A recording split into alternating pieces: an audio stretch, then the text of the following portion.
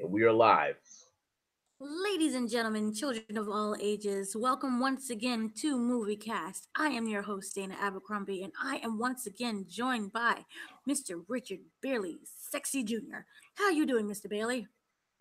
Doing pretty good, Dana. Hope all the viewers and listeners are doing good as well.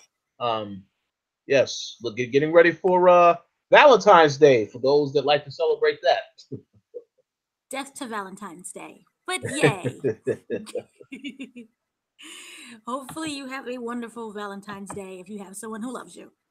So, Oh no, I'll be spending that time watching a whole bunch of movies in the theater. with your loved ones, Oh no, by myself. that's the best person to love. Yes, I agree. So we have a lot to cover that happened because of Super Bowl Sunday. We have gotten a lot of trailers that dropped. There's a lot of movie news because of the TCAs that's going on. There's a surprising box office report, and there are some cancellations that never technically saw the light of day. So we're gonna just dive right into this head first, starting with Terminator. There is another Terminator movie that is in the works, that's out there, that's being made, that I know that you're very excited for because of your love for Arnold Schwarzenegger. Well, So, is he going to be in this new movie, or is that to be determined? oh, see, he is back. He said he would be back, and we knew that Arnold would never technically really be gone. We all need that paycheck, all right? So it's kind of like a little surprise when we first saw him. What the previous years? I think 2017 was the previous Terminator, or maybe 2016 or 15.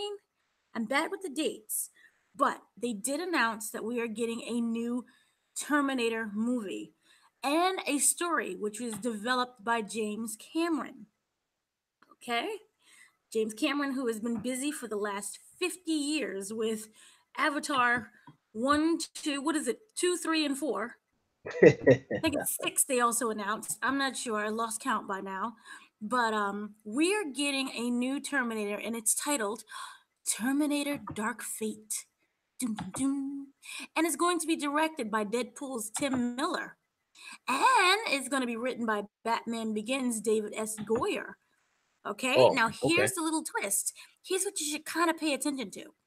It will ignore the previous 3 films and only retain the original 2 Terminator movies as canon. Okay? So, forget all that other stuff that happened with Sarah Connor, forget all the young ones and all the little kids that was running around in the other movie. We are also going to get Linda Hamilton. She is back as Sarah Connor, the one and true and only Sarah Connor. Now, you may say that this is a little weird, but if you really look at it, the strategy kind of worked for Halloween. The recent Halloween movie that we had, where it basically ignored the previous Halloween movies and it brought back everyone from the originals. So, Yeah. this could be good. It could be good. It could suck. I don't know. But who knows? Now, it doesn't say whether or not it's going to like completely eliminate the Terminator, the Sarah Chronicle TV show that was like around 2008, 2009. But the other ones, Terminator Salvation, Terminator Genesis, Terminator 3, Rise of the Machines, that's probably gonna that's now no longer there. So it seems really interesting. I don't know what the dark fate means. Um, Maybe it could allude to the whole weird thing of destiny and travel. Um, Maybe it is something that's towards the judgment day. Who knows? Maybe dark fate does not mean anything that's positive. Maybe it's something that's really negative. Maybe it's about humanity's role in its own destruction. Who knows what's going to happen? But it does remain a mystery. I have no idea what to expect. They haven't really released any details aside from everyone coming back who's part of the original film. And we're going to just have to wait and see. Hopefully, we'll actually get the movie. So, a lot of delays occur. So, who knows? It could be good. We'll see I about that. am, we'll see. Like, don't get too excited because, We don't know yet. Things could be canceled at any moment. But don't know. But moving on, I know that you are very excited about this and that you was like dreaming for this day for years and years to come. And I can finally report, because I know you're so happy, that you are indeed getting a MacGruber TV series. MacGruber, which was made popular by the lovely SNL skits, is a TV series, which we all know is the spinoff, not a spinoff, what do you call it? A spoof of MacGyver. Yeah. So, which, funnily enough, is on TV. So So, is this coming to the same network as SNL, or is this will this? be coming. This is coming. Well, it's kind of coming to SNL. They're looking right now. Remember the movie that originally came out? It was a flop. Yeah. It only made 9.3 million, and its budget was 10 million. But right now, it is in talks to be a part of NBC. So, That's interesting. I that mean, is interesting. I mean, I personally wasn't looking forward to this film. Perhaps that's Gary, but yeah. I mean, it's great for those that are fans of the character and the skits. So I guess we'll have to see how the end product turns out.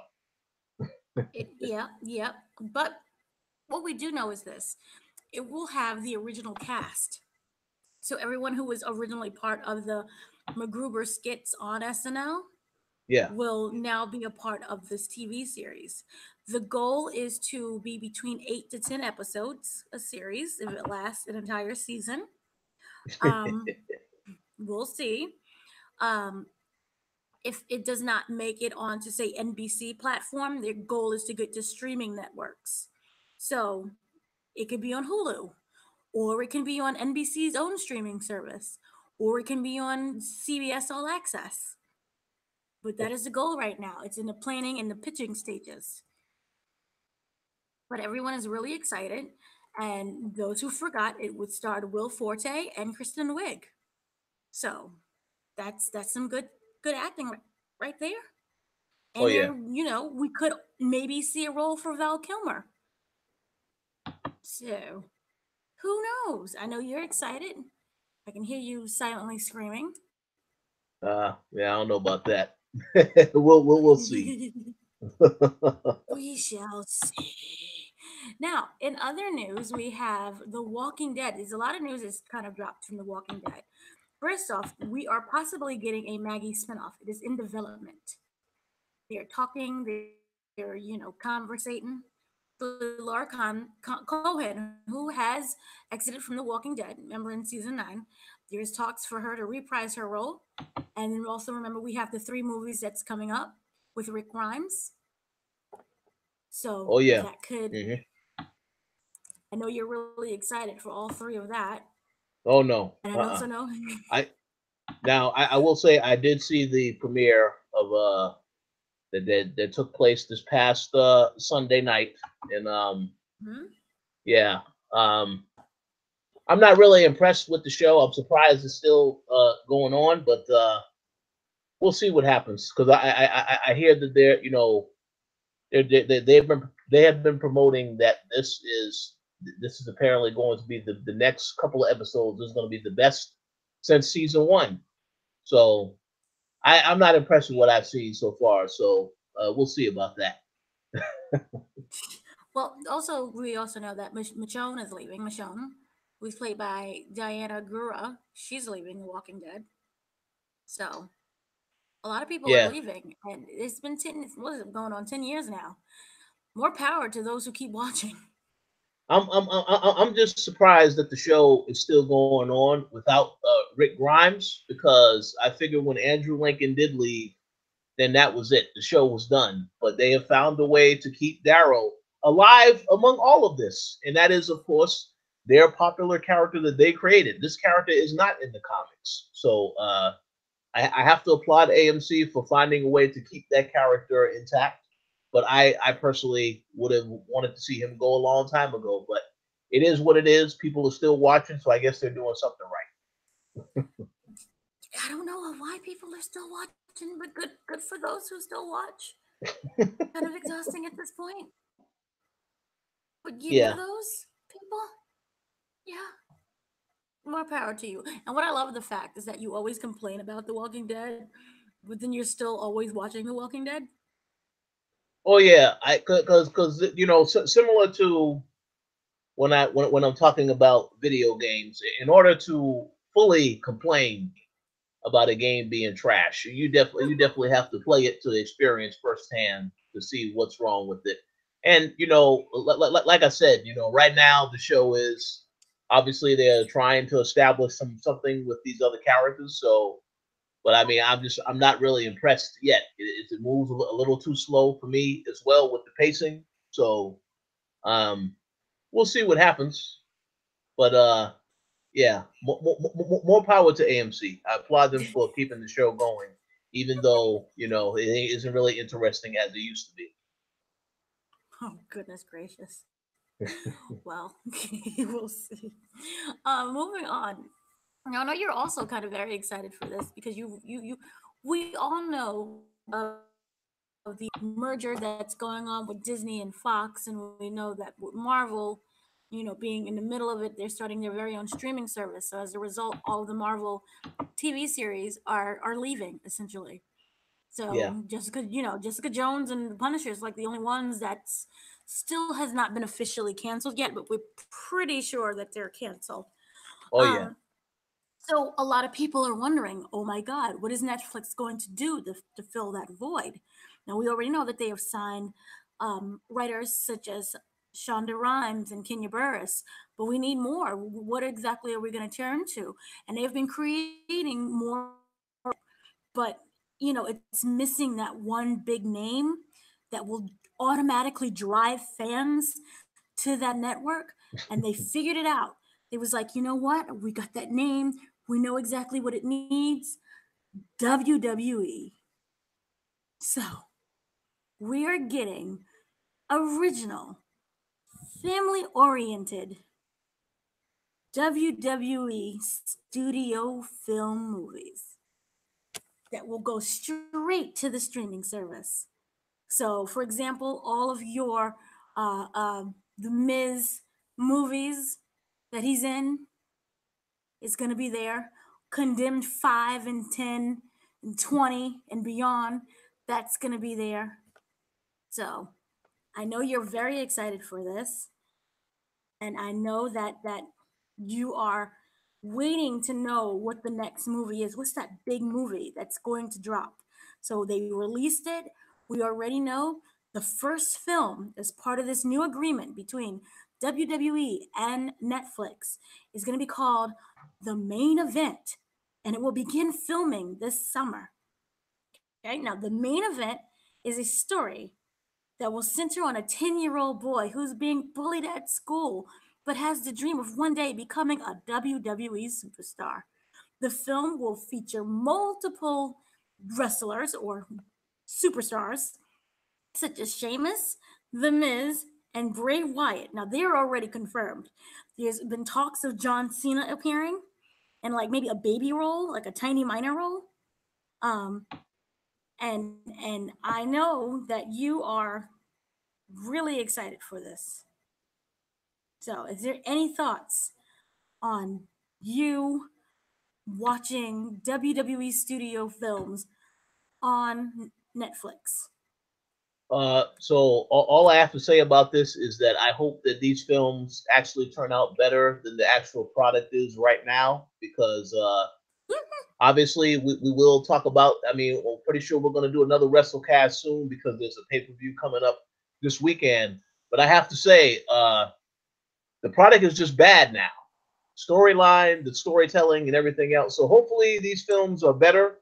And I will also, advise Netflix to. I mean, the deal is. I'm assuming the deal is already done. I would Already hope that done. the deal is done. They're filming in the summer. Come on now, it's done.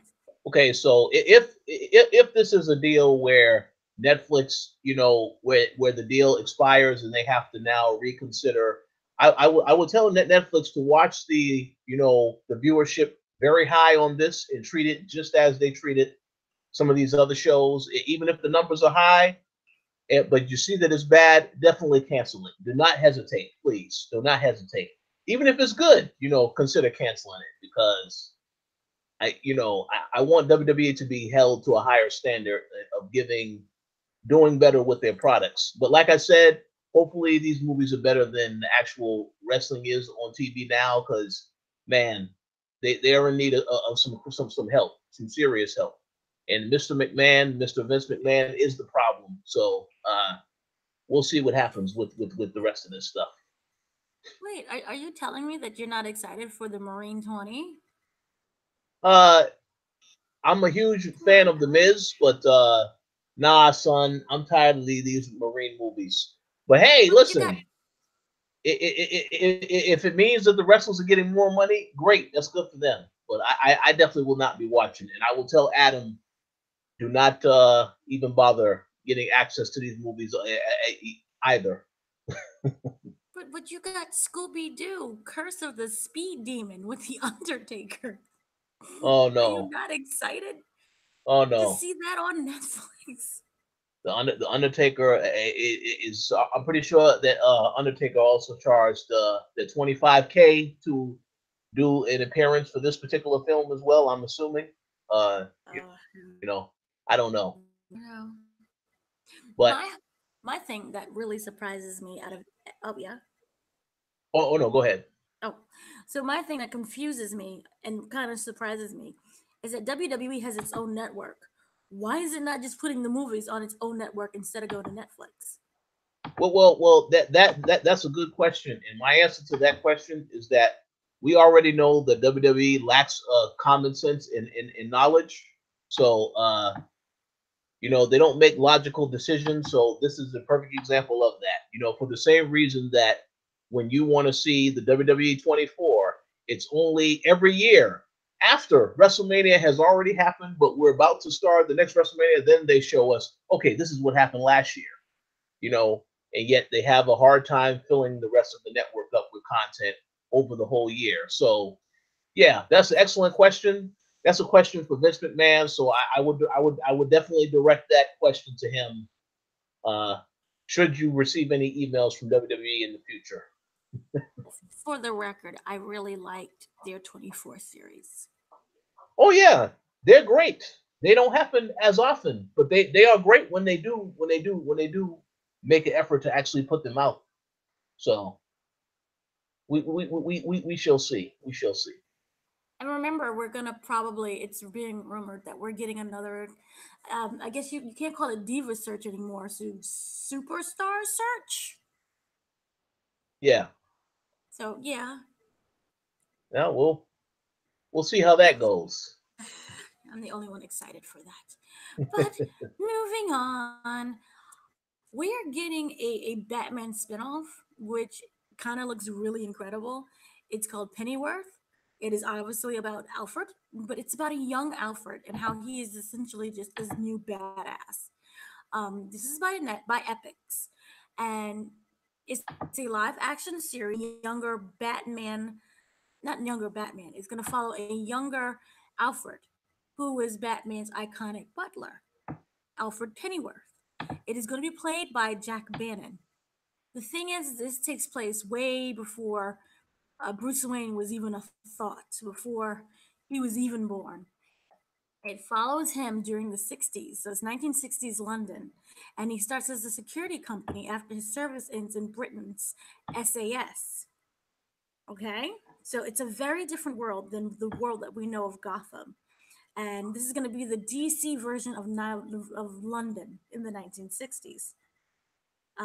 This is looks like a very different take on Batman, well, Alfred, that whole canon essentially, and that England is not going to be any shape or form how we know it, and it doesn't even feel or look like England.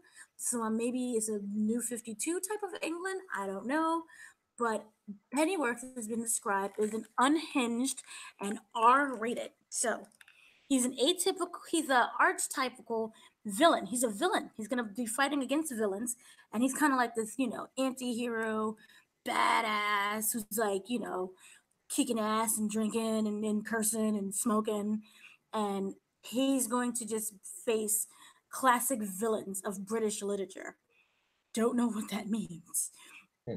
But the series will also star Ben Aldridge as Thomas Wayne, as well as Paloma Faith and Jason Fleming and Polly Walker. So this should be a really interesting look on this new Batman. And I really hope that it doesn't suck because this sounds incredible. And the fact that Batman is not even involved sounds really incredible. So I like it very much so. And it kind of reminds me, I'm not sure if you've seen it, but Teen Titans Go to the Movies.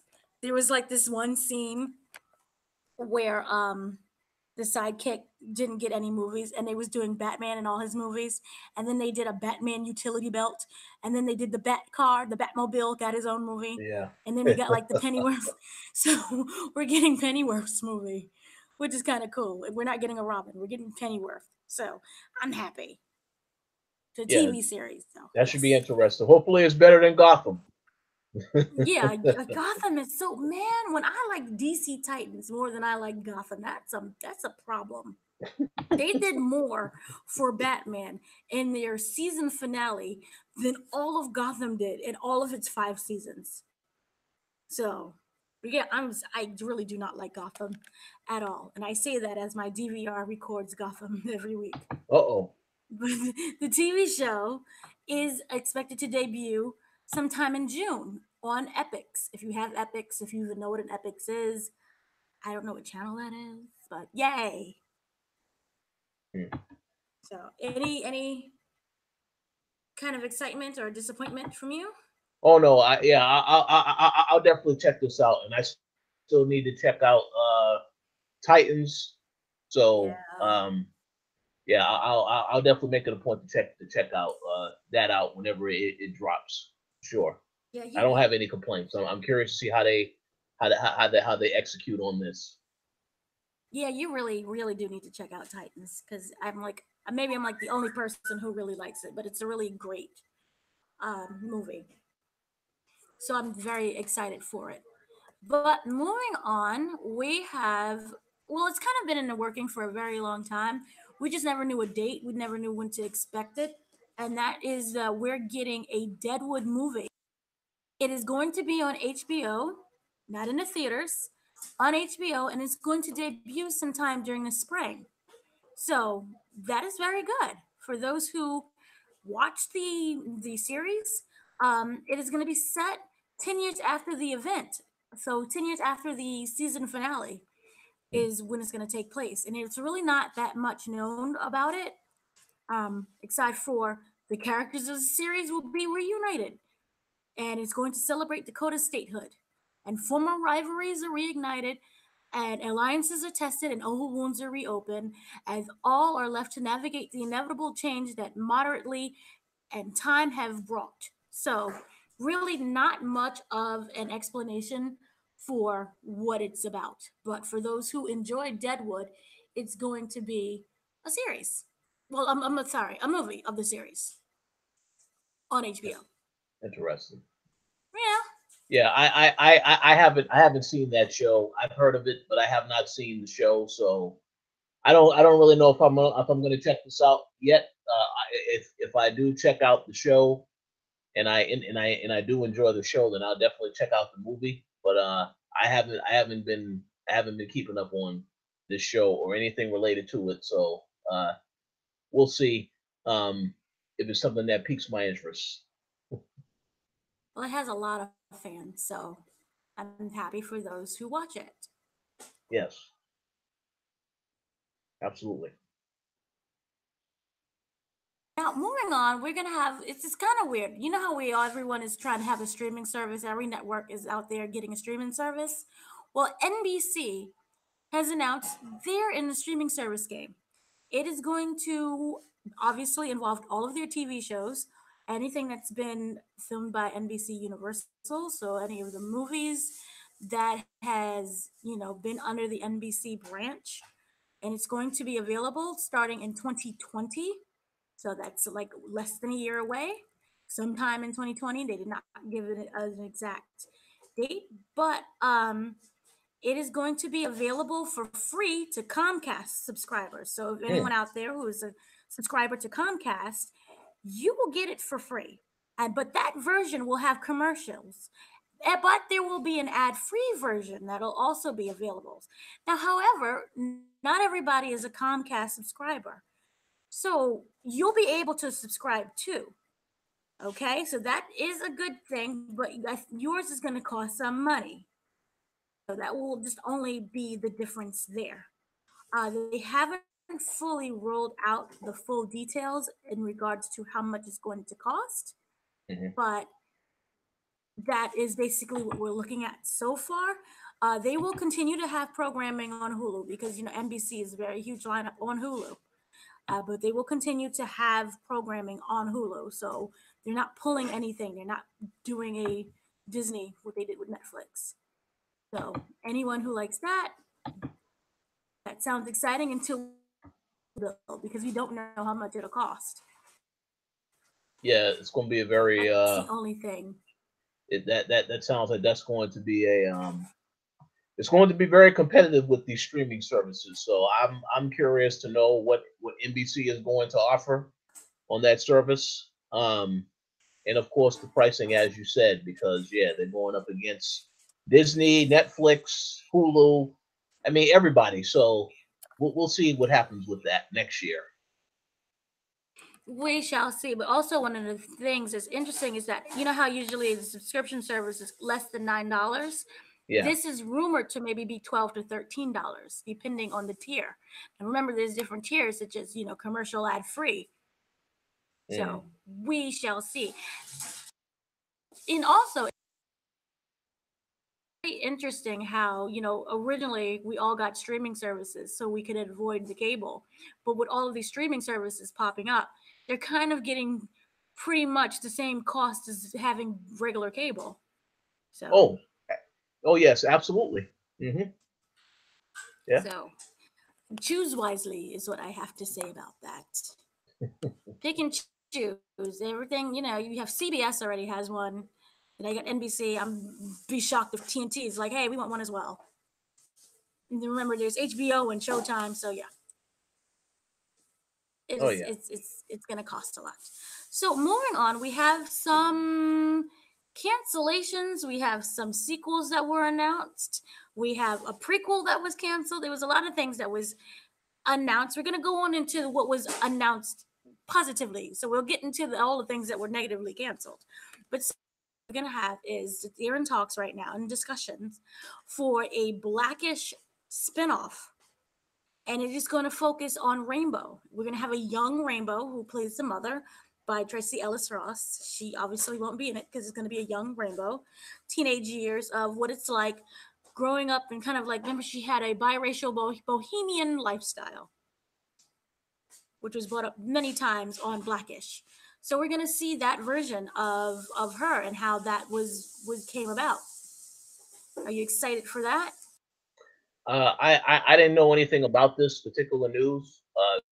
So I have to commend the creators of Blackish, how they're able to do all these spinoffs. We have Grownish, so I mean I just applaud them for being able to get these opportunities to do all of these spinoffs. And of course, that's something where I would check out a pilot, and if I enjoy the show, then I'll definitely stick with it. But for now, um, I'll say hey, I'm glad that there are more options out there to watch different aspects of the show or how the original show came together. So yeah, I'm all for it. But I definitely would want to check out a pilot first, and then I'll know whether or not I want to continue watching after I see that pilot.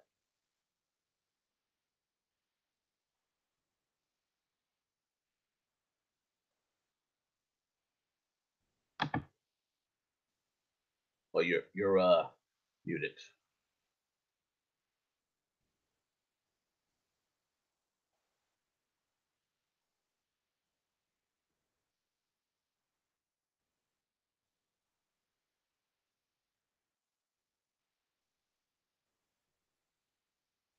Yeah, you there?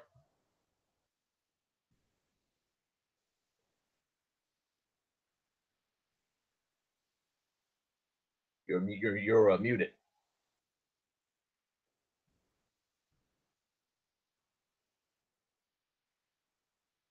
Yes, terribly sorry. The most weirdest technical difficulties on my end.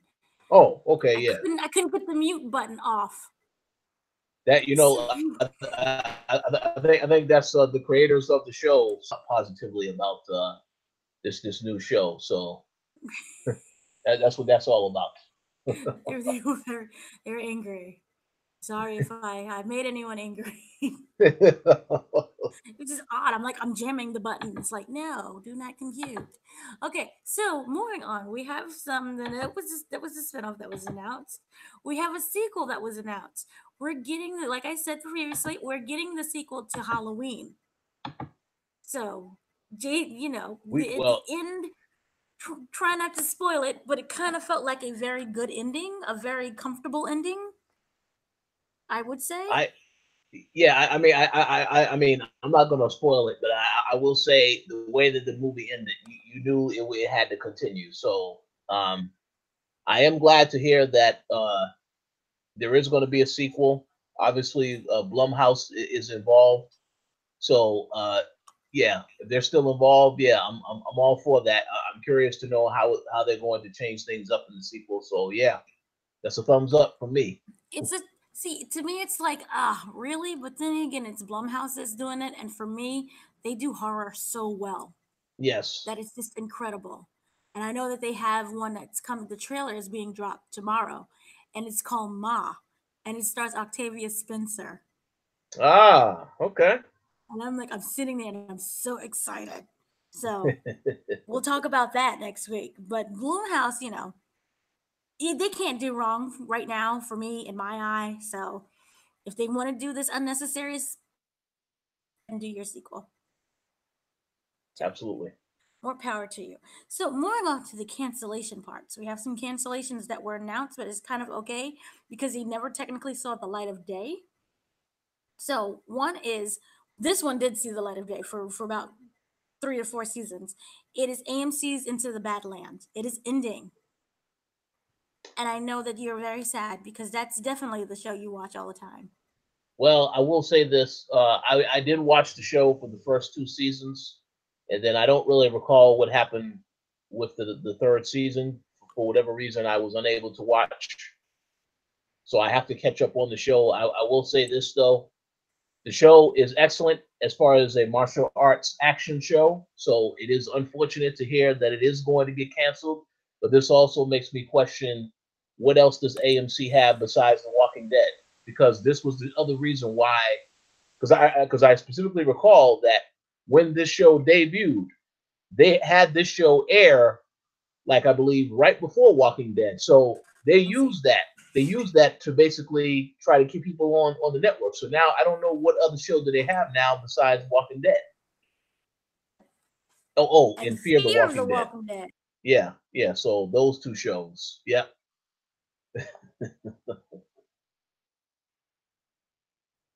No, it's okay. It's all right.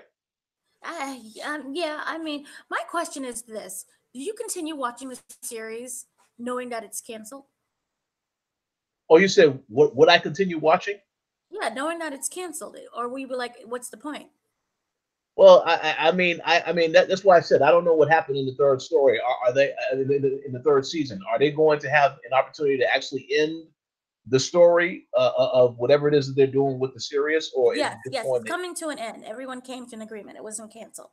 Okay, so I definitely would like to see how the story ends, even though it is canceled, because I'm pretty sure people who are going to be watching Game of Thrones in April, they know the show is ending, but again, I believe every character does have an ending. So I definitely would like to see how they end this show in terms of the storytelling. But yeah, I mean, we'll see because again, I have to catch up on the show because I haven't seen anything of season 3. So Well, good luck with your catching up. So moving on, we have now these are your cancellations. These are things that we're not going to see again. They have officially canceled. then these probably things people never even knew existed. But they have canceled. Remember Fox's 24? Remember 24 that originally starred Keith Sutherland? Yep. Remember we had those different those like different iterations. Oh yeah. Well, they have canceled both the sequel, the direct sequel to 24, and the direct prequel and the movie. Remember, we were supposed to get a movie. Everything has basically been canceled. Fox has decided that they don't want to focus on the 24 series anymore. So rest in Well, peace to that. That's sad because I really did like it. yeah, that's unfortunate, but I guess they want to focus on other things. It's totally fine. It's a totally fine business decision.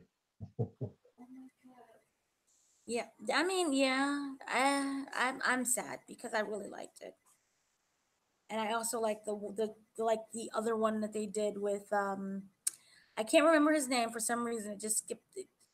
That wasn't Jason Mitchell, but it skipped me. It was the guy from Straight Outta Compton who played Yep. Dr. Dre. Yeah. Yeah. I liked his version. Yeah. Yeah. I wanted to see what they did with that, but I guess we'll never see that now. Guess you'll never see now. And they also canceled War World Z 2, the sequel that has been in the making for the past 10 years by now. Well, I still haven't seen the first movie. Oh, I do have access to that movie, so oh. I definitely will check it out. But yeah, I heard about the sequel that was in development. So I was wondering what was going to happen with that. So now I got my answer. You got your answer. I would say still watch it because it wasn't bad and it was like Brad Pitt when he was still attractive. So Yeah. go watch it. It was fairly decent.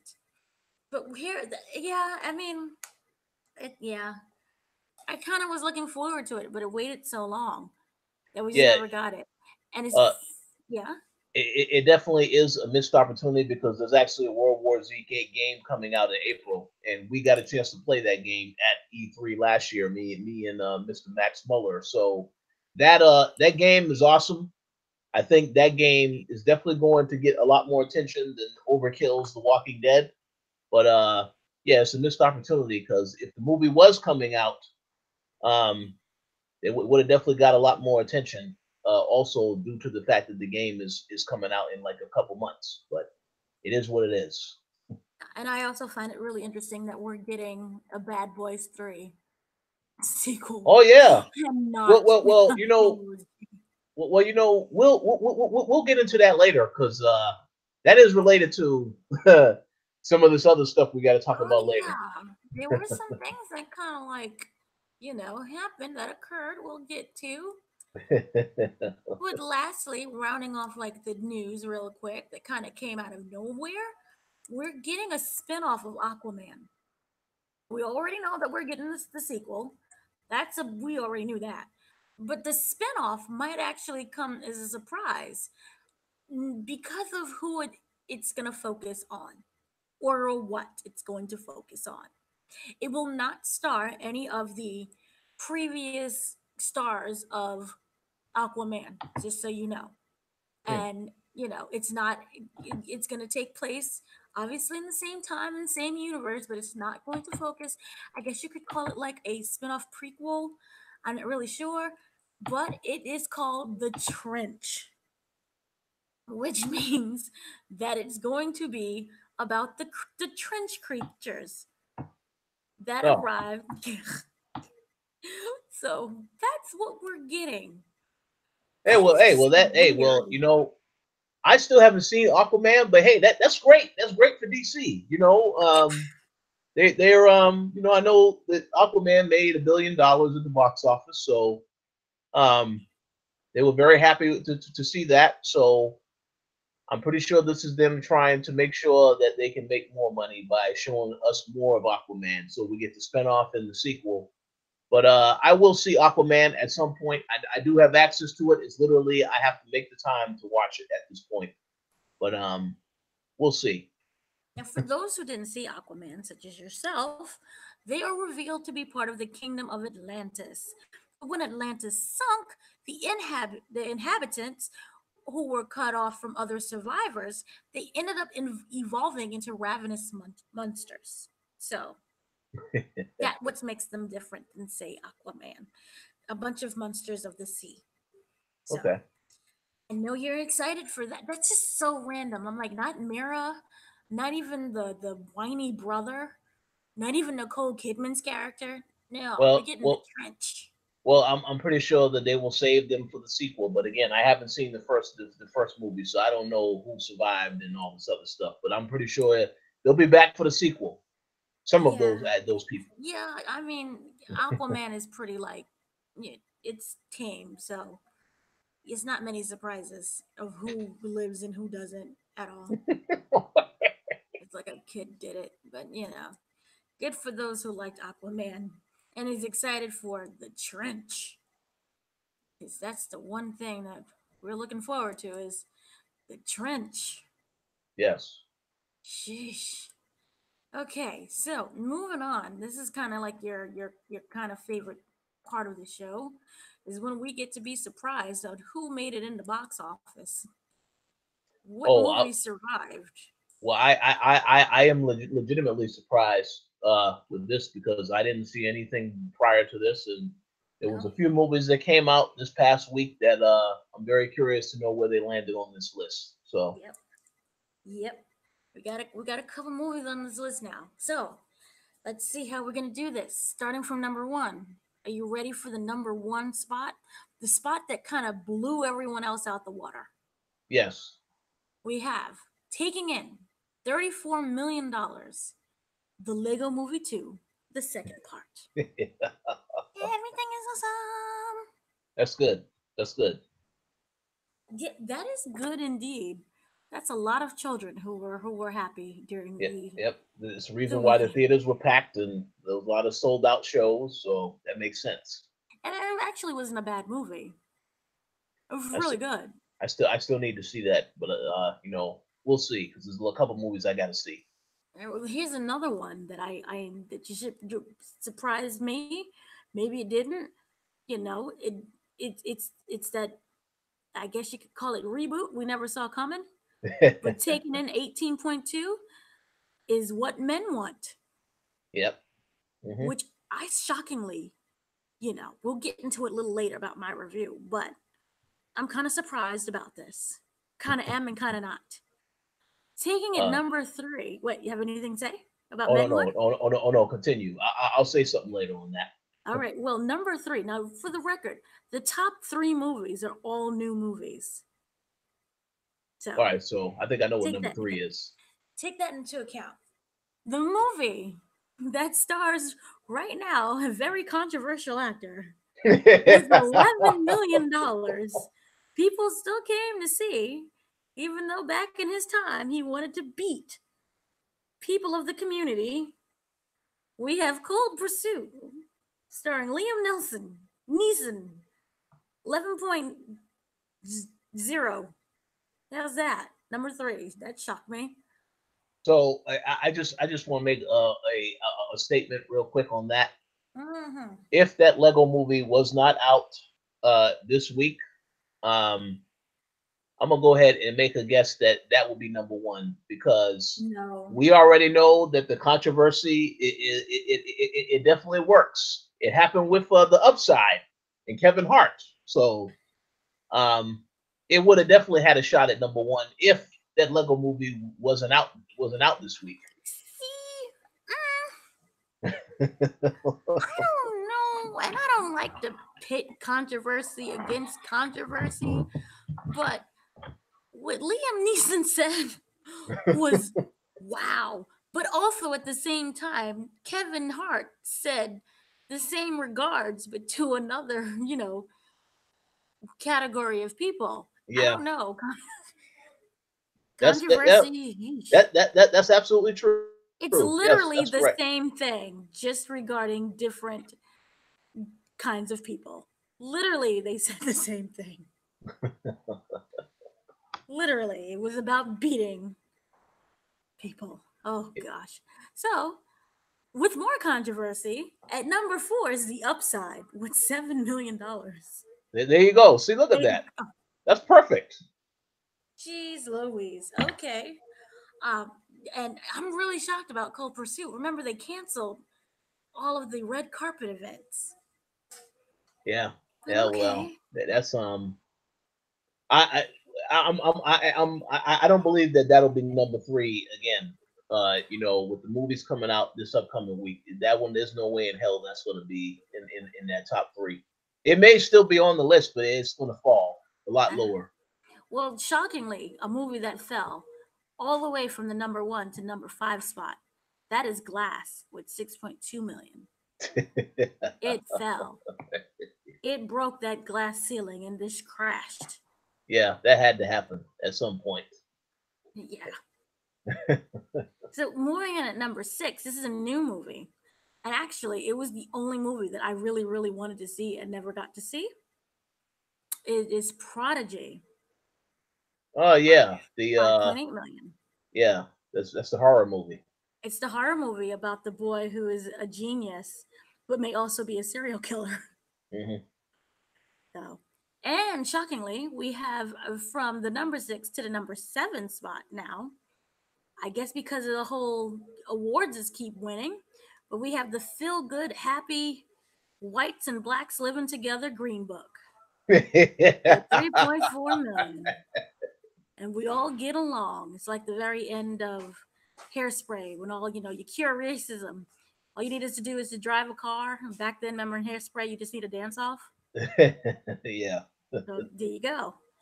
So at number 8, we have, wow, okay. Number 8 with 3.2 million, still taking in money. People are still watching this. Aquaman. Yeah, I believe that. Okay. People still watching the movie. Yep. So moving on, we have Black Excellence, also known as Black History Month movie. Spider-Man Into the Spider-Verse with 3 million. That's good. And right number 10, running the number 10 spot, we have Miss Ball with 2.7. So see, Miss Bala is still making a little bit of money. Miss Bala. She's balling in her bala. Go on, Miss Bala. Go on, Miss Gina Rodriguez. That's controversy too over there. All these controversial movies. My gosh. If you look at it, the only non-controversial movie is Spider-Man and Aquaman and Glass, unless you want to So consider M. Night Shyamalan's inability to direct a movie every now and then good. That's a controversy. I'm going to make a prediction very quickly with the box office before you move on to the next topic.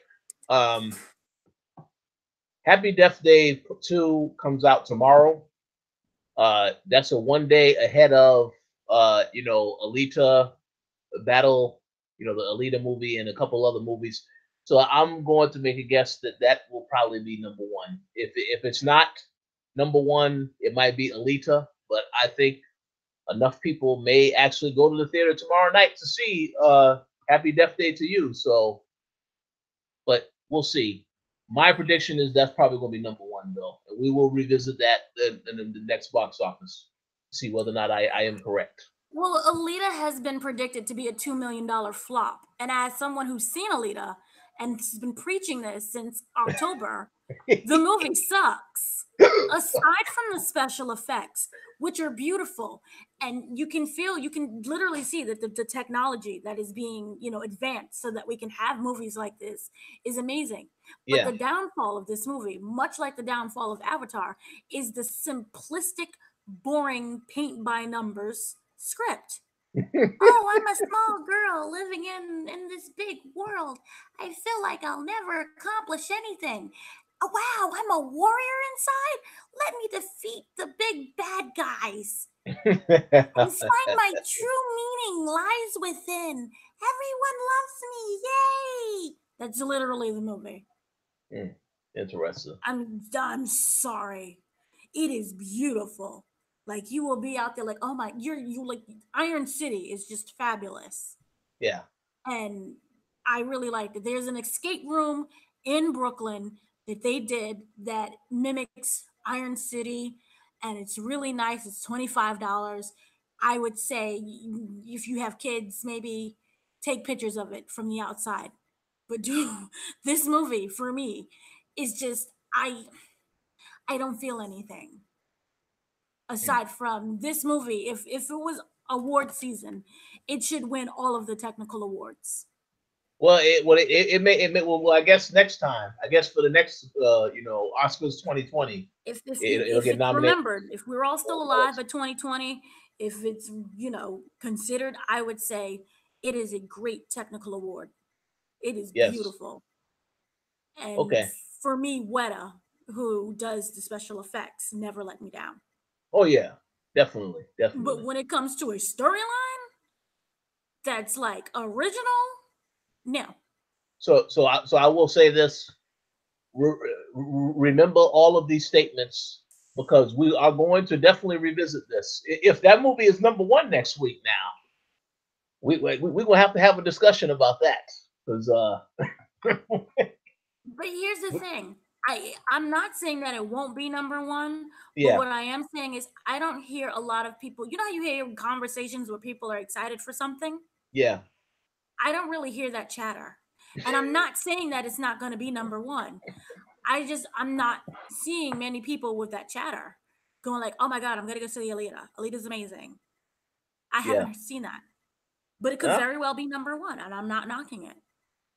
yeah. No, you're right. You're right. We'll see. I'm dead inside when it comes to it. I'm sorry. Yay for those who like it. Yay. Okay. I'm happy for all of you guys. If you love it, then you love it. I am not knocking anyone. I am not knocking the people who do this movie. It's beautiful. I'm nothing. I'm dead. So, Yeah. yeah. So, moving on. Moving on. We have a couple of trailers that has dropped thanks to the beauty that was this whole was it Super Bowl? Well, this It's is been well so long. some of this stuff came after the Super Bowl. It was Some was the week no after. Grammys and Super Bowl. We have a Yeah. mixture. Yeah. We have some mixture. No, it was after Super Bowl. I'm old. This is what happens to your brain when you get old. You forget things. But a lot of this is due to the Grammys and stuff that was after the Grammys. There is an event called TCAs where they invite all of the big time people in press to go over to LA, and all of the networks come together and they present their upcoming lineup of shows. Yeah. And so as a result, we get a lot of trailers that drop. So these are all like the movie trailers that has dropped. All right. Hmm. So we're gonna start off with Doom Patrol, which was an episode. When you see it, it's gonna be amazing. In DC Titans, it is an episode, and it is about this weird group of heroes that each heroine or each hero person has their origin story is rooted in tragedy, and it is very sad. Hmm. But unlike, say, DC Titans or say Robin, where one is paralyzed by freaking trying to kill people, Robin, who was a sociopath, um, it is a much it feels like a kind of a light-hearted take on their tragedy, and as a result of their tragedy, it has given them kind of like an exceptional ability, and they have to use those abilities to one survive and to fight crime. But also because of their powers and their abilities, they don't live in with the society. So they're not moving in next door to you. They're in a very secluded area, and they have formed their own form of family. And it is very pretty, like the relationship that they have together. Hmm. Um, I like it. Um, I think that from what we've seen, the trailer has dropped, kind of explaining everyone. So we have one who is Rita Farr. She's a glamour queen of the 1950s silver screen before she suddenly became a gelatinous blob monster after being exposed to a mysterious substance during an onset accident. There is a hotshot jet fighter pilot named Larry Trainer, who is played by Matt Boomer, by the way, very lovely Matt Boomer, who walks through the world wrapped in bandages after a freak accident leaves him disfigured and technically possessed by an interdimensional spirit that sometimes takes control of his body. There is Racecar Steele, played by Brendan Fraser, who it becomes Robot Man after his body is left mangled from an accident, and his brain is basically the only thing that has survived. There is Jane, who is played by Diane Guerrero, who was originally on Orange is the New Black. She has many superpowers. She also has many personalities. And with all these personalities comes different moods, a lot of mood swings that makes it difficult for other members of the team to really get to know who she is because technically she's always changing because of her personalities. And no one really knows how dangerous she might be because all of her other personalities are kind of protecting each other. So that's something you can look forward to.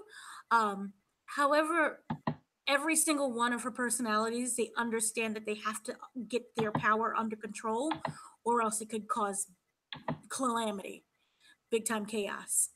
Um, so it's very interesting. Um, the one part, for example, Robot Man, he can no longer feel pain, but he can also no longer taste food. So he's missing out on a basic love of life, like eating food. That's such, it may seem simple, but it's such an intimate thing. So he is unable to find that. So there are some, like I said before, it's pretty, it can get very dark and it's very sad, but I like the show. So I like the episode, and I very much like the trailer that introduced everyone. Any thoughts? And also, there is a town disappearing threat of Mr. Nobody. So there's somebody named Mr. Nobody who's played by Alan Tudyk, and they're trying to figure out both each other's personalities and how they work as a group and how to blend in society. So, any thoughts on that? Well, no, as I mentioned earlier, I do have to see Titans so I can see the episode, but just based off the trailer, I could see it's a little bit more lighthearted because I know DC always Mhm. tends to make a lot of their stuff very dark. So I will say I am at least interested to check out the show. But once again, it's a situation where I will check out the first episode, and if I am not sold on the show, then I may not watch the rest of the season. So I'm going to wait for the pilot to get the final word to see where it's going. But it does look interesting. So we'll see what happens from there. Yeah, but I'm telling you, even if you just watch their one episode, like the Doom Patrol episode, it's very easy to watch. It kind of feels like a standalone, but it still works in the DC Titans series. I say do it. I say watch it and watch it soon because it may be just me, but I originally came in there with like I'm hating everything, and I was like, this is amazing. It was like, by the time it was over with, I was like standing and applauding. This is amazing. I love this show. So Oh for yeah, oh yeah. me, I definitely will check it out. I won't say that much. yeah. So for me, yay! Yay. So moving on, we have a Child's Play remake. Has dropped for the Child's Play remake. It is the first trailer. Here's the thing. There's a disclaimer. There is the Child's Play remake movie that stars um, Brian Tree Henry, aka Paperboy, and Audrey Platts. But there's also a play TV series that is with the original creators and the original cast. Nothing to do with the franchise. And in fact, it's like erasing everything that was the franchise. And they pitched it as It is a direct sequel to the first movie, but it will not acknowledge Andy and all of them because Andy and all of them are from another studio. If that makes any sense Oh at yeah, all. yeah, it makes sense. Um, So, yeah. all I have to say about this trailer is I'm happy for Brian that he's getting all these movie opportunities. I obviously, as a fan of the franchise, I don't really have an interest in seeing this movie, but I will see it anyway because, as I said earlier, if the movie is bad, I need to see it, and then I can be the one to say it's garbage. But that trailer, I was not impressed with what I saw in the trailer. You know, they change No. up the narrative of what Chucky actually is. I don't Right. like any of that. And then, of course, we didn't even see Chucky's face in the trailer. You just see the silhouette of the character, which I know has a little bit of mystery to it, but I just did not feel it when I saw that trailer. Obviously, there will be another trailer because, as we already know, in Yeah. Hollywood nowadays, a lot of trailers that are released they reveal the whole movie beforehand. So I look forward to seeing the next trailer. But I wasn't impressed with what I saw of this trailer, but I do still intend to see the movie so that when I do criticize it, I can say I have a right to criticize it because I've actually seen the movie in its entirety. So Right. we'll see. Well, they also there are many differences with the child's play. Um, and first off, it's Buddy with an I. He's able to be hip and cool. Buddy I. Um, there have been marketing Chucky as a cartoon with like his books already handprint. But aside from that, this instead of the how in the original it was a buddy doll that was possessed by the soul of a serial killer. Hmm. This one is a doll who is his computer chip. He's a computer doll. So he scans you and he's able to read like they showed in the trailer, he's able to scan you in its environment. And just like a robot, he's essentially a robot and he learns from his environment. And somehow and through some way, he winds up scanning a serial killer chip. So much like, remember how in Big Hero 6, Baymax was made of computer chips and he learned his skills through what was uploaded into his program? Yeah. This Buddy doll, Buddy with an I, is learning the exact same way. Try not to laugh. Don't laugh. Okay? Now, Aubrey Platt is playing the mother of a young boy who is played by Gabriel Bateman, who winds up in possession of the killer doll. Brian, he will play a police officer who gets tangled up all in the drama. Okay? So, again, it's an advanced technology, it's a toy with advanced technology that has been given a new design. Also, it really should be noted, it should be very important. Brad Dourif, who is basically all things that is Chucky, he voices Chucky, he's Chucky, and everything Yeah. but Chucky. He is not voicing the doll in this movie. Oh yeah. Well, that And makes sense. they That have makes not, perfect sense. yeah, it makes sense, but they have not revealed any information as to what Buddy will sound like. Buddy with an I. So, Jesus. I really don't feel anything towards this. And in fact, it is giving me flashbacks of, remember the Freddy Krueger reboot remake Oh yeah, I with do remember that. James Earl Ray and how Yep. horrible that was? That And was they took complete garbage. Yep. was trash. They took everything that made Freddy, his personality, his funness, even though when he's killing you, he's cracking these jokes, and they just made it into this very dark and traumatic movie with like Freddy was running around, attacking children, and it was just not good. I think there was some sexual abuse involved. It was just not good. So I feel nothing when I saw this. And I everyone who's involved in the original has been very outspoken and called it trash.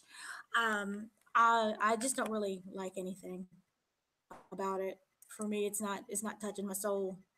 It's not touching anything. No touching. So that's what's going on with that. So another trailer that dropped that was kind of surprising. I mean, one of the main things is where in the world can I find this TV show? It is LA's Finest.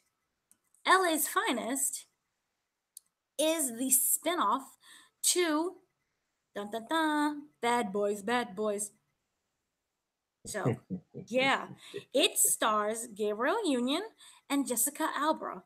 This show has been in the making for I don't know how long, and it has been canceled so many times that I've lost count. It was originally supposed to be on NBC, then I think they moved it to a streaming service, then now it's on Spectrum.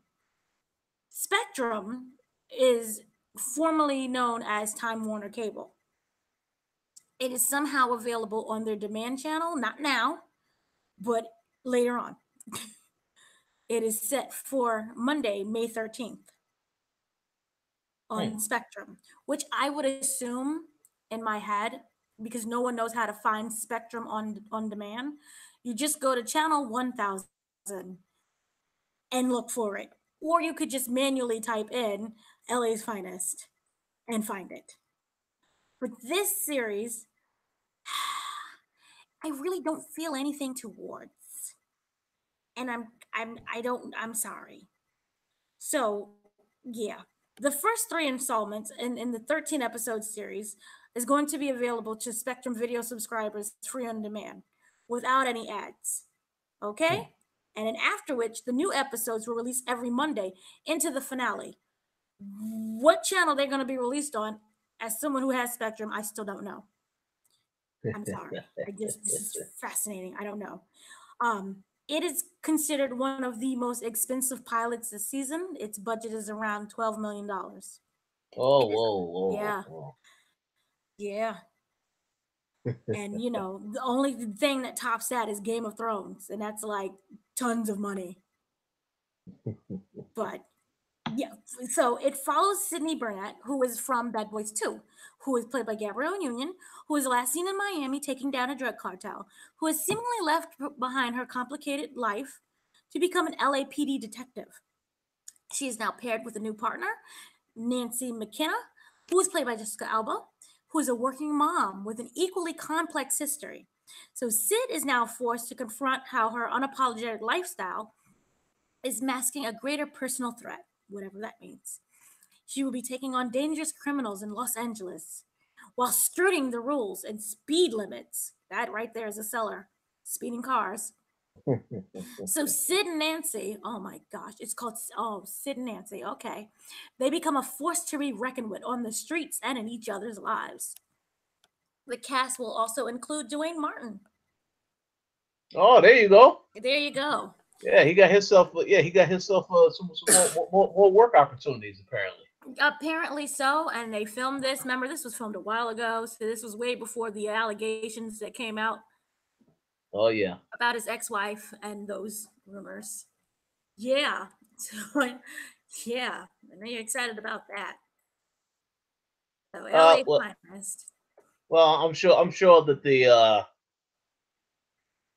show will be. I guess it'll be okay. I won't be watching because I don't have Spectrum, so this definitely isn't anything that I'm looking forward to. But yeah, Jessica Alba and Gabrielle Union. I'm sorry, Gabrielle Union Wade. They still look good. I know they're a little bit older, but I can't really tell how old they are by looking at them. But they still look good, so I'm pretty sure their fans will definitely watch the show to check them out. That's what it is. But we'll see whether or not it's a show that ultimately survives. Because as I said, I don't have Spectrum. I don't know a lot of people that do have Spectrum. So, No, and then of course it's coming no. on Monday night. There's a lot of other things that come on Monday night as well. So, we'll see whether or not it survives. But I wish them well. Oh, I know you're excited for Monday every Monday. Woo! Yay! So moving on. Pet Cemetery trailer also dropped with a very creepy looking cat. The cat looked like it was drowned to death and traumatized. Yeah. Um. Yeah. Basically, it is about a 3-year-old. Was also hit by a car, hit by a truck, basically. There's also an 8-year-old as well, and it's kind of weird. But they tried to avoid it to being similar to the original Pet Cemetery, Yep. but they changed it where they thought the kids are getting hit by a car, and it's like this weird thing where the kids are resurrected.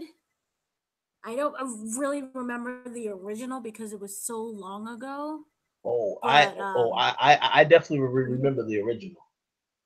Um, and yeah, it was the baby boy that got hit with the car by the truck, and then first it was the pet that died. You know, they buried the pet in that cemetery, and it came back. So when the baby boy got accidentally, I mean, he just walked out in the street and got hit. It's a very dramatic scene, very disturbing to see that. But he gets killed.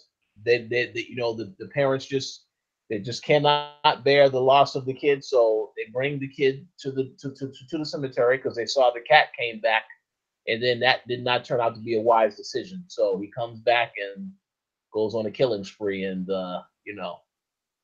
eventually, what does end up happening? I mean, this isn't really a spoiler because I mean this movie is old as hell. If anybody it's still hasn't seen 89. Pet Cemetery, I'll say what? Say what? 89. It's okay. Oh It's yeah, from people still. 1989. Okay, yeah. So if anyone still hasn't seen Pet Cemetery, yeah, go see the original because the original probably gonna be better than this movie. But I'm still going to see this movie because I am curious to see what they have changed. But pretty much to make a long story short, yeah, the little boy does come back and kill everybody, and there's a very heartwarming. I don't know if I want to say heartwarming. It's a that's the wrong word. It's a very depressing scene where we see the father having to kill his son. Um, but it's after the son has killed the mother. Jeez. So in true dumb moves, the father after the mother gets killed, he decides to bring the mother to the same cemetery to bury her. So she comes back. And as we know what happens, he comes back. He decides he wants to get some action with his wife. His wife kills him. So that's how the movie ends. So I'm curious to see how this movie is going to be different. Okay. Because it looks. I mean, the trailer. My only complaint about this trailer is that a lot of the movie in the trailer because a lot of the scenes that happen in the original they show the older guy played by I forget the actor's name. Uh, but it showed the older guy getting cut in the foot by one of the kids. That Wasn't it happened. John Lithgow? Yes, that actually happened in the original movie as well. So that was I didn't want to see all of that, but I mean they showed a lot in that trailer to make you understand exactly what's happening, which is fine.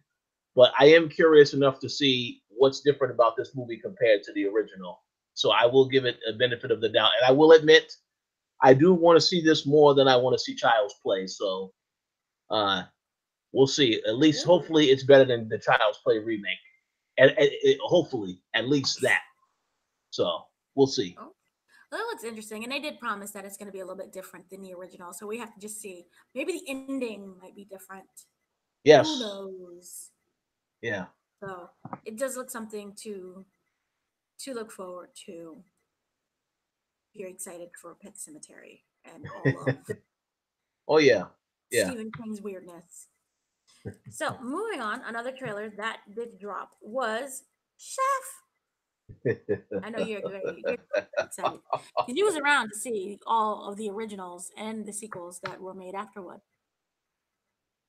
um, So, I didn't see the original Shaft. I mean, I saw. yeah, I think I saw some of it. I didn't see the whole movie. Yeah, with Richard Roundtree. I didn't see the whole movie, but I did see some of it. So, but I did see the Samuel L. Jackson Shaft. Um, the film uh, that played Pim back in the 70s. I know you loved Shaft. You watched it as a child growing up, and you was like, "I'm gonna be a bad mother. Shut your mouth." yeah, yeah. Yeah, this one now follows three generations of the Shaftness family.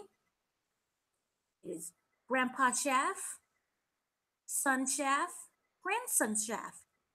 So, yay! Richard Roundtree, obviously, he is going to be in it. He is reprising his role. Imagine playing the same character from 1971 and it's now 2019, and you are still Shaft. Oh, hey, Yeah. I'm still, I mean, I'm glad he's still around because I didn't know he would. Mhm. I mean, he's pretty up there in age, so I mean, I'm impressed by that. But that's a good thing for him. That is a good thing. That is a very good thing. And I'm happy because he was also in What Women Want. So he's getting to work, he's getting jobs, he's getting money. Yes. So good for him. But this one will follow, as I said, the three generations of the Shaftness, and basic it will usher in newcomer, who's played by Jesse T. Usher. Huh, usher in. Usher. Anyway, Jesse T. Usher will star as John Shaft Jr. And are you excited about that? And you've heard that name so many times before. In the new film, they are out, all three of them are out to solve a mystery that does not make John Jr.'s protective mother, played by Regina Hall, very happy. So you have Mama Shaft is in it as well. Now, here's the thing, it doesn't really reveal much, but here's where I'm kind of not going to down this. It is co-written by Kenya Burris, who did Blackish. Oh, okay, that's So good. I'm not knocking it. This is straight regular paint by numbers, we ought to solve a mystery. But now there's three generations of us, and Mama Shaft has now joined us. Yeah, I mean, I think the movie will be all right based on the trailer. I like the line about the equal opportunity ass kicker. I laughed when I heard that line. So I mean, I mean, like it's going to have some laughs in it and some action. So I don't really have any complaints about the movie. I'm just going to look forward to checking it out when it drops. But again, I'm not going to say that this is like a day one movie for me, like a movie I have to see this day one. That is only reserved for stuff like Avengers Endgame and Us. But this is a movie that I'll definitely go see. I'm not gonna make a promise I'm gonna see it like as soon as it comes out, like that Thursday, Friday night. Nah, maybe on like a Sunday evening or something. I don't know. We'll see. But Sunday yeah, evening. I definitely will check it out. One Yeah, yeah, of my lazy yeah. Sundays. Check it out. Go to the theater. I will be waiting for it on Netflix. So it will be my lazy Sunday, Monday, Tuesday, Thursday, or Friday movie. Maybe Saturday. But, but good luck to those who want to see all of the Shaft family and Mama Shaft. Oh I'm yeah. very happy for you. So moving on, here's a movie that I know without a shadow of a doubt I will not see, Uh solely because oh. back when I will not see this movie just on the principle alone. When I was a child, this was the most depressing movie I have ever watched. I cried throughout. People were like, "Oh, The Lion King is so sad." I was like, "No. Have you seen Dumbo? Dumbo was the saddest thing. That was like animal abuse and sadness and separation of mother and child. And at the very end, when he got to see his mama, and his mama was in the cage, and the little song was playing, and he was able to be rocked in his mother's trunk, and the tear was falling and I was a mess. And that movie forever screwed me up. I refuse to watch the live action Dumbo movie. But a new trailer dropped during the Grammy Awards that offered new footage. And it was very colorful and it was filled with a lot of action and it looked like it was well CGI'd. But I still am not watching this movie. Oh, So well, the original film, like I said before, was very, very dark, at least to me. This one seems to be a wee bit lighter. yeah. And it also shows when Dumbo, the baby elephant, is, flying around with his little big magical ears and his feather. Remember, his feather gives him courage. And it seemed really nice and really sweet. But once that music hits, that theme song hits, I can't do it. I am very sorry. I refuse. I don't care if the mama is free at the end and they both live to have a happy life. I refuse to see it. But for those who are excited for it, it has Colin Farrell, who looks like he's very happy. It has Danny DeVito, who is very colorful in it as well. And they said that it is going to honor the original, but it's also going to have a Tim Burton feel to it. And those who know Tim Burton, he is crazy. But with that craziness comes some geniusness that I have never seen before. And Yeah. it is weird. He is a weird man, but everything that he has created has just been magical. Where you're like, where the heck did that come from? So, yay for those who see it. I don't care. I'm not seeing it. I refuse. Just on the fact alone that they're still Well, using the same theme song, I refuse. well, I certainly understand that. Um, Only thing I have to say is, yeah, the movie looks good. I like Tim Burton. Um, if I had to choose between seeing this and seeing Aladdin, I absolutely will see this. Is no hesitation whatsoever. But with that said, we'll see because I have no rush, no inkling to hurry up and watch this. That's another movie where I definitely would not rush to the theater to see it. But hey, it did look good. The CGI looks a lot better than a few other movies that I have seen. So yeah, excellent job by Disney.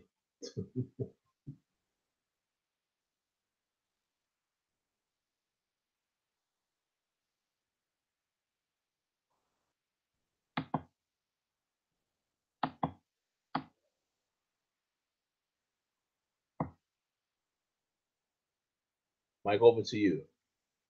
You're muted. I am still muted. Okay, so it is an adaptation. A new trailer dropped. Well, the first trailer dropped for adaptation of a movie called "The Sun Is Also a Star." It stars Zahiri. Wow. It stars Yara Shadidi, who is the main character from Grownish, and she's the daughter in Blackish. It is her first. I'm going to say her first leading movie. It is based on a book of the same name, where it follows this girl who is a teenager who one magical day, she meets this guy, and this guy is determined to make her fall in love with him. The only thing is that she's very cynical and she doesn't believe in love. And this guy is like, "You're going to love me." And she's like, "No, I'm not going to love you." And, because it's a teen drama, obviously she falls in love with him. The only thing is that it is the exact same day she's being deported. So that's her struggle. She's being kicked out of the country.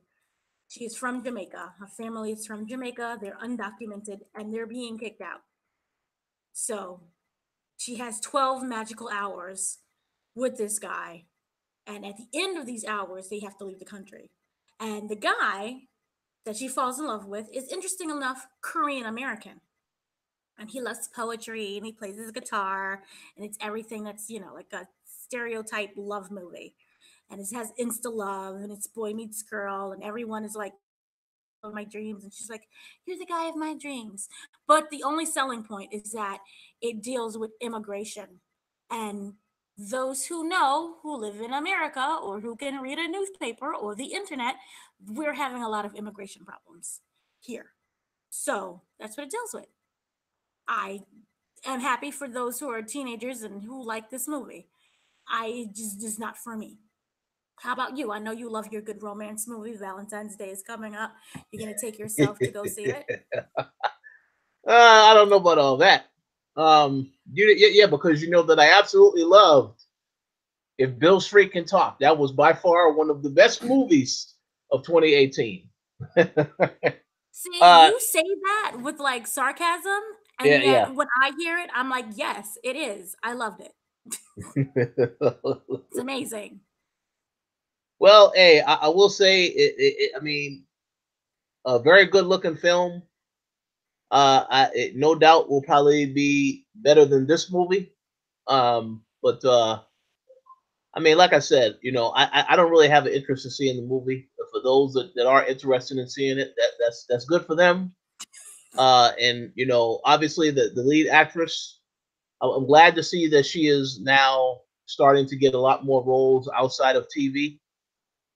That's great for her career. Uh, so that's a positive. You know, again, just another story that you know give people a lot more options of things they want to watch. And because it's dealing with a issue that is very relevant to the times right now, I'm pretty sure that that is definitely going to pull in some viewers. So I wish everybody well who has worked on the movie, but I absolutely will not be in the theater watching this.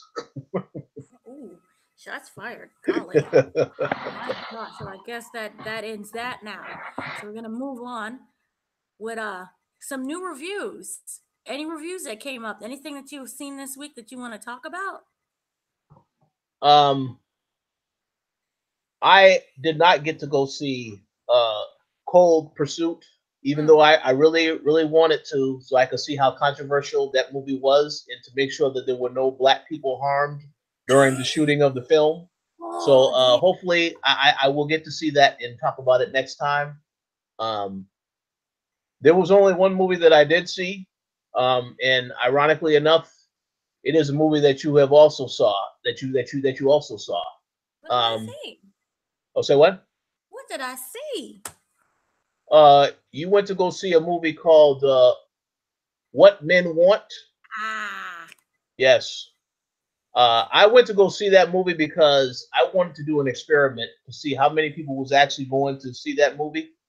Um, Not surprisingly, there was, I want to say the screening I went to, about 80% of the audience was women. The other 20% was, you know, a couple of people like in their 20s, you know, there was some guys in there too, but the majority was women. So I wanted to see the movie because I had initially intended to go see Cold Pursuit, but the same time that that movie started, it was sold out. So I said, well, I'm already at the theater. Let's go see this movie, see how this is. And I have to say, movie was pretty funny. You know, Erica Badu's character in the movie was hilarious. Um, all of the stuff that she was talking about, and I think Erica Badu is a little crazy. So I think that she did an excellent job playing that character. Um, I understand the message of the movie, uh, even though I thought that the way the movie it concluded, a lot of that stuff. Of course, this is the movie, so everything had to get wrapped up by the end, and it had to be somewhat of a happy ending for all people involved. But I thought it did its purpose well enough where it, you know, it told the story. Um, it really, you know, dived into what the character thought about all of these different, basically trying to give people an idea of some of the things that guys think about. Um, so I didn't really have, I mean, I didn't have any real issues with the movie. Now I will say I did not see the original with Mel Gibson, so I went into this movie not really knowing what to expect. The trailer showed me a lot uh, of some of the funnier parts in the movie, which I wish that the trailer didn't show me that. But again, we always have that narrative about the trailers always show a lot of things. But overall, I mean, I didn't have any real issues with the movie. I went into it thinking it was going to be a lighthearted comedy, and for the most part, that's what it was. So no real complaints. Um, yeah, that's all I have to say about it. Okay. Any other movies you No real movies. saw? I do Any have a. fake movies? What say what? Any fake movies since they weren't real?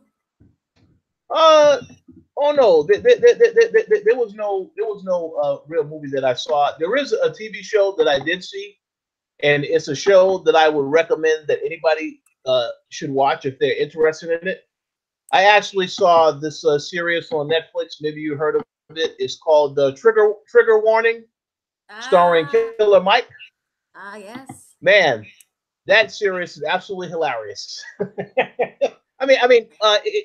It really caught me off guard because I did see it over a friend's place. I saw one of the episodes because the episode I saw was about the Crips and the Bloods here in Atlanta, and the Crips were trying to get their own soda made, which with representing the Crip colors and stuff like that, trying to Wow. basically run a legitimate business.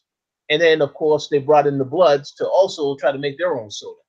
So the show, like, it deals with political stuff to some extent, but it's the angle in which it's taken. Like, they're showing people in Atlanta that own businesses and stuff like that, and just trying to develop narratives around some of the stuff they talk about. But the show to me is funny because of the reactions of some of the stuff that happens. But it definitely makes you think when you see certain things that do happen. So it's kind of hard to really describe what the show is and what it does offer. But I definitely say it is an entertaining show. So if you have a Netflix subscription, I would recommend you check out the show. Maybe you only check out one episode, but if you're like me and you like this type of stuff, I guarantee after you watch one episode, you will want to watch the other episodes. But yeah, that's my recommendation in terms of what I would say is worth checking out on Netflix. Okay, okay. Well, I saw a couple movies. I saw a TV show that airs later on in March. Uh oh. Um, ring, ring. Okay, so I saw it. Let me backstory of because it's literally a roller coaster ride that I went through. Um, I have been seeing a lot of, well, work in press, obviously. So there's been a lot of production notes on a TV show on NBC that's coming up in March called The Village. It is about different people's lives that intersect in this building. They live in an apartment building in Brooklyn. And it's a very nice apartment building and it looks really expensive, but they live in Brooklyn and it's about multiple tenants that live there and their lives and how they come together as one. Um, Now they had this really beautiful, like this, the production notes and the stills, and I would say that reading from it, learning about it by just reading the notes, it looked like it was something that was very similar to This Is Us, but it just takes place in a Brooklyn apartment building. You get those intersecting stories and how everyone is trying to just live life in today's world, and it's touching and sad and fun and happy. And I went really really hard for this show. I was like promoting it for a solid year and a half, just solely based on the synopsis and the picture that it had. And it also stars Lorraine Toussaint, who is one of my favorite actresses. It has Frankie Faison in it, who is her husband on the show. And I'm like, this is amazing. I can't wait. I was able to watch the first 4 episodes of the show. And as I said previously, it is about everyone who lives in this Brooklyn apartment building. You have one guy who just came back from the war. You have a mother and daughter, where the mother is very young and she's working at a nursing home raising her daughter, who is a teenager about to graduate high school. And she discovers her teenager daughter is pregnant. And it's kind of like, what am I going to do? My daughter is pregnant, but you really can't judge her because at the same time, you got pregnant with your child at the very same age as your daughter. So there's that. There is a couple who, again, is played by Lorraine Toussaint and Frankie Faison, and they live in the apartment building. They're more like the owners of the building, and how they're going through their own personal struggles and they're trying to just keep everyone and everything together. There are other characters in it as well that it's a lot to go through, so just say there are a lot of other characters as well. Um and how their lives are just a hot mess, and they come together to kind of like provide that support with each other. The problem that I had, I witnessed with you like full happiness and expecting to be crying and happy and laughing and joyful and having the same kind of reactions that I had with This Is Us, because it's basically marketed as This Is Us for Brooklyn apartment buildings. This show was terrible. And the problem with it is that it is so incredibly, excruciatingly cheesy, where they push down this whole notion of, because we live together, we stick together, and we're going to always be here to help each other. And that's fine. But at the same time, storyline wise, it doesn't really create any type of dramatics. I don't feel that my characters are at any kind of threat they're going to face because of this amazing support system that's built in. So you have this woman, for example, who comes from another country. She's undocumented and they are about to deport her. But oh, don't worry, because you know that next door neighbor, he's a lawyer and he deals with immigration law. So everything seems to be wrapped up in this really nice and neat bow where everyone just comes together. And even they say on the show just how painfully corny that it is. It's kind of like they're very aware of it, but it just does not work at all. And as a result, I lose interest in the characters. I don't care about anyone's story aside from two, which is Frankie Faison and Lorraine Toussaint. Lorraine Toussaint, her character is like actually facing a life and death situation. And while she has her husband to rely on and who's very supportive, at the end of the day, it is still her who has this situation that she has to go through. I'm not going to spoil anything in case you want to watch it. But like I said, it was painful to go through just because of how corny it was. And I even spoke to the actors. That's how excited I was. I went and I interviewed the actors. And I was like, oh my gosh, this is going to be amazing. And then when I watched it, I was dead. I was like, you've got to be kidding me. This was not what I expected at all. So I'm very sad about that. But for the first 4 episodes, I felt nothing. I felt nothing, but this could have easily been something on the Hallmark channel. And it would have worked for Hallmark because Hallmark creates their own type of environment of corniness and everyone gets along and we're all in this together. But for something like NBC, which I think it has the ability to push the envelope just a little bit more and to step outside of that corny bubble, it didn't do that. And it's sad because these are all very separate, talented actors. And I just expected a lot more from it. And I didn't get that at all. So I'm sorry. Yeah. Um, Moving on. One of the other movies that I did see, as you said previously, it was What Men Want, which is the remake. I don't know what you would call you a remake of the original that starred Mel Gibson, which is the guy who can hear what women want and hear their voices. This one is the female version where she is not that lucky in the love department. She's also trying her best to get her job promotion, but she's unable to connect with men, and she works in the sports entertainment, or basically just sports field. And she's an agent, she's a sports agent, and she's not clicking with any of the male clientele, and she's trying to sign a very huge basketball player who's expected to be the number 1 draft pick. She ends up be going to a voodoo, I guess you would call it voodoo priestess, everyday weed woman, for during a bachelor party. And she, who was played by Erica Badu, who gives her this tea. And this tea serum mixture makes her hear the voices of men. And she's able to hear all of their thoughts, all of their very weird thoughts, and how it may help her to climb up that career ladder and also help her with love. It, of course, backfires terribly, but the movie itself I found to be very entertaining. And this is Taraji P. Henson's first time doing comedy, and she was just delightful in it. And I thought the script was very well written. She has this assistant that is hilarious as well. I know a lot of people have a lot of problems with the assistant because the assistant is gay, and you could say that it does have some type of stereotypes in, that's involved with the gay community. But overall, I found it to be very enjoyable. I really liked it. It invoked a lot of Cardi B, which is weird. It had a lot of Cardi B references, but that worked as well. And for me, I really liked the movie. I was really surprised by how much I liked it. So I would definitely recommend seeing it in theaters because it's just really fun.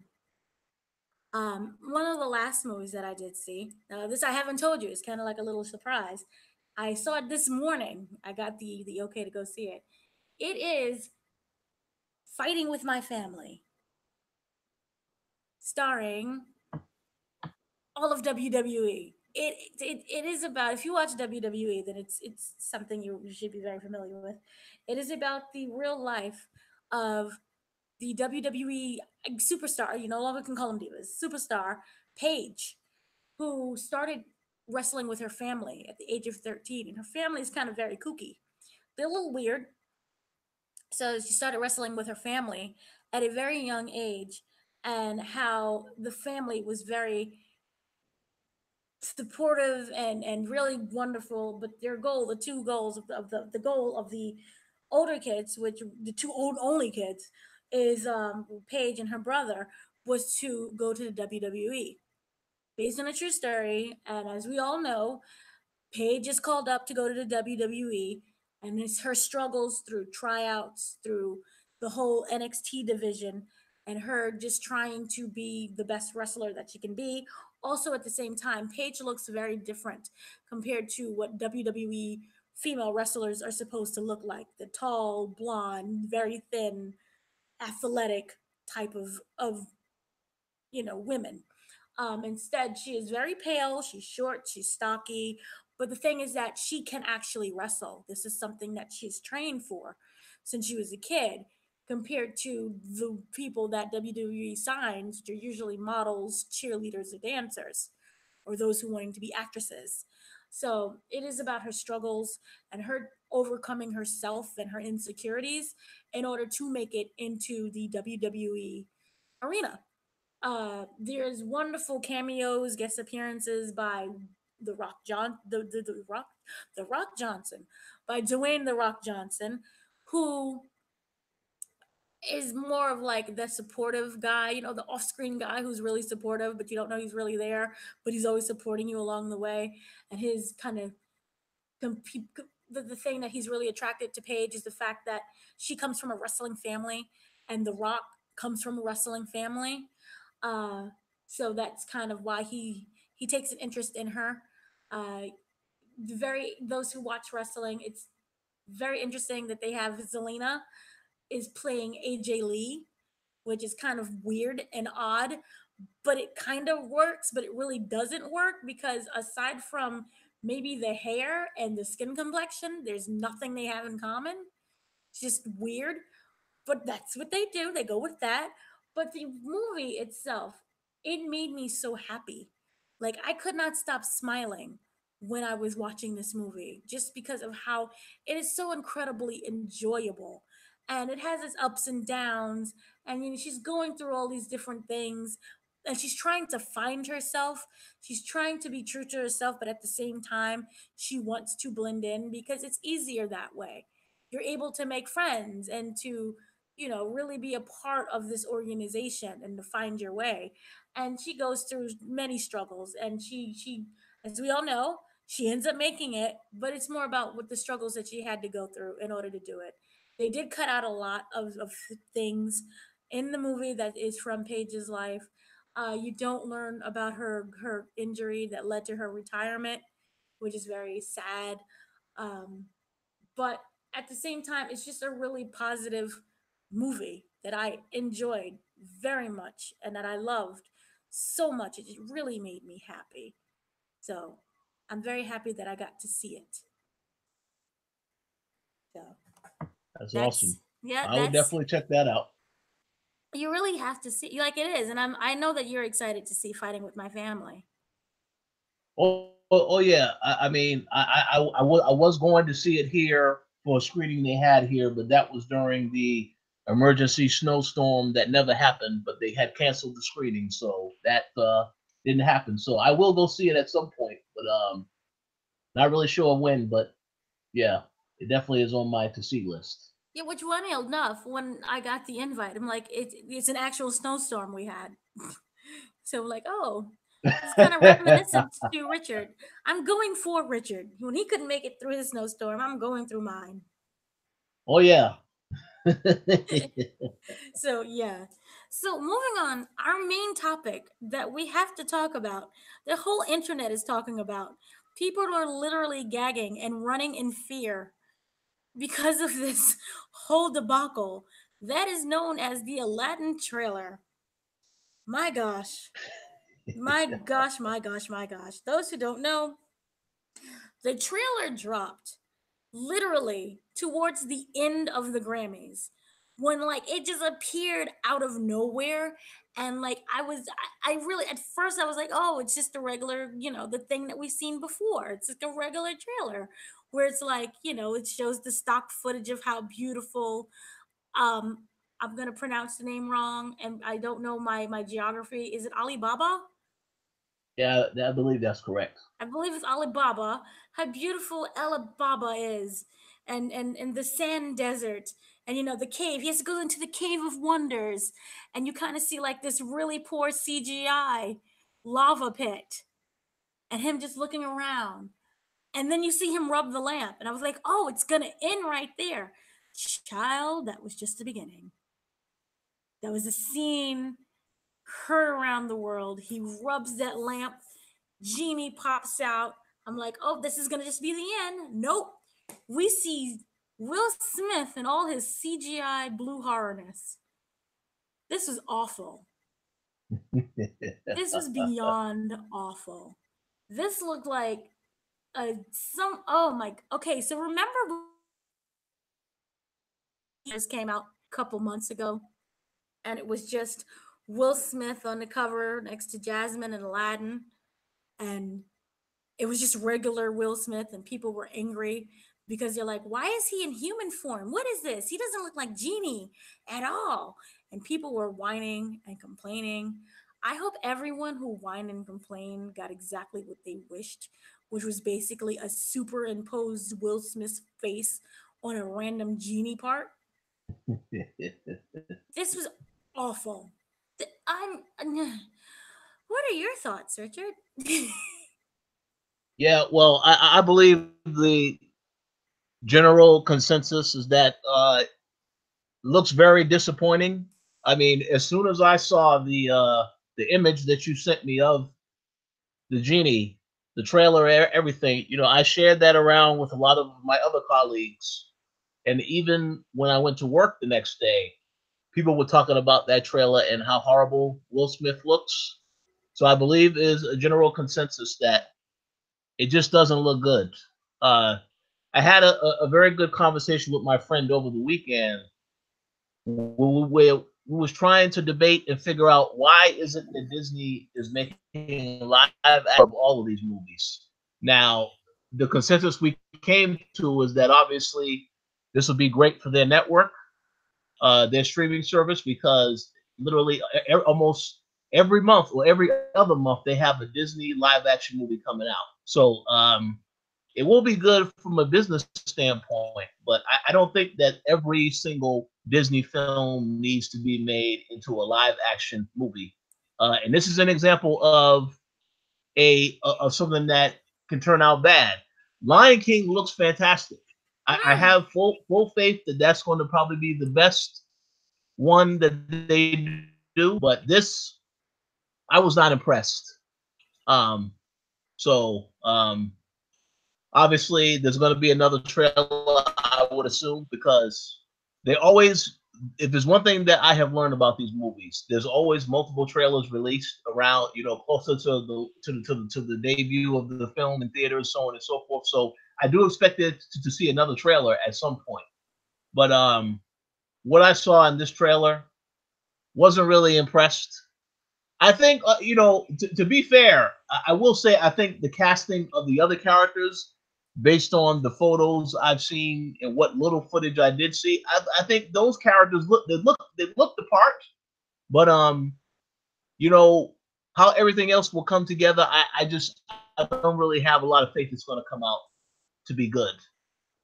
But Yeah. I guess we'll have to wait and see because I will just say though the Will Smith thing, I was not impressed with that.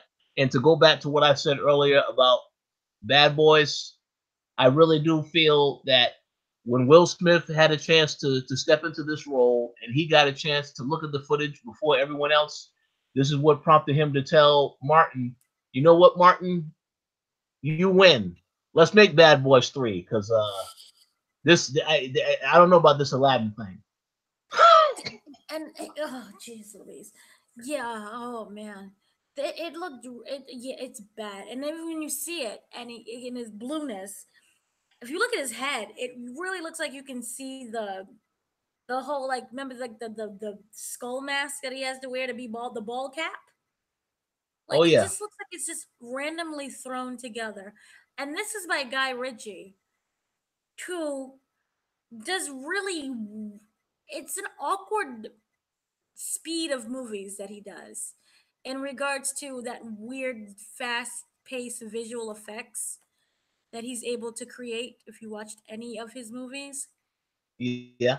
Oh god. And there was an interview that Will Smith did, and he said to create Genie, he didn't look at Robin Williams or anything that he did. He instead tapped into his roles from Bad Boy and The Fresh Prince of Bel-Air. Wait, hold on. He said that in the interview. Yeah. And that Guy Ritchie, when he was pitching the whole thing, and you know how you talk to the animators because there are animators involved in this horribleness, he Yeah. pitched it as saying he wanted a muscular 1970s dad. He wanted him to be big enough to feel like a force, but not so muscular that he looked like he was counting on his calories, but formidable enough to look like you knew when he was in the room. What the hell does that even mean? Yeah, that's absolutely ridiculous.